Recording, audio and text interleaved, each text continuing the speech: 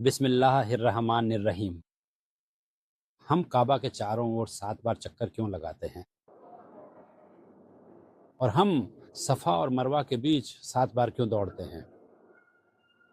और 7 आसमानों की रचना में 7 की संख्या ही क्यों है? क्योंकि अल्लाह रचयिता, सृजनकर्ता, सर्वज्ञ है, जिसके अनगिनत महान और सुंदर नाम हैं, और जो अपनी अनगिनत महान नेमतों से जुड़ा हुआ है, उच्च पद वाला और अर्श का स्वामी, जिसका कोई साझीदार नहीं है। उसने इस सृष्टि को बनाया और इसे 7 आसमानों की सृष्टि का नाम दिया, और वह हिसाब किताब के लिए क़यामत के समय इस सृष्टि को नष्ट कर देगा। 7 आसमानों की सृष्टि के सभी जीवों के हिसाब किताब के लिए फिर वह 7 आसमानों की सृष्टि का हिसाब करने के बाद एक नई सृष्टि बनाएगा। 7 आसमानों की सृष्टि के जीवों का हिसाब करने और उन्हें जन्नत में भेजने के बाद, और उनमें से कुछ को वह जहन्नुम में डालेगा।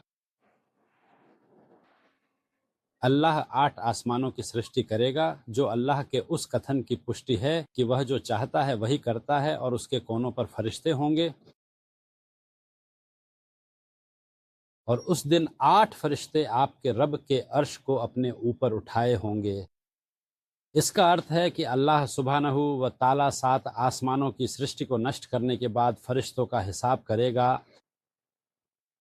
तो फिर वहाँ फरिश्ते बैठेंगे, और उन फरिश्तों के तवाफ का जो घेरा होगा वह बिल्कुल उसी घेरे के अंदर होगा जिसमें कभी 7 आसमानों की पूरी सृष्टि रची गई थी। यह दृश्य अत्यंत अद्भुत और विशाल होगा।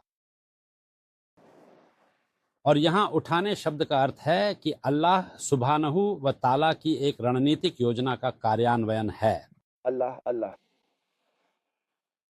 और इसका प्रमाण कि वे 8 आसमान हैं, अल्लाह सुब्हानहू व ताला के इस कथन में है।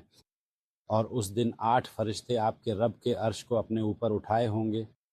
तो रहमान का अर्श कोई भौतिक कुर्सी नहीं है, अल्लाह का महान अर्श उसकी पूरी रचना है। तो 7 आसमान या 8 आसमान अल्लाह की रचनाओं का रहमान के अर्श का एक हिस्सा है। और आप पर शांति और अल्लाह की दया और उसकी बरकतें हों।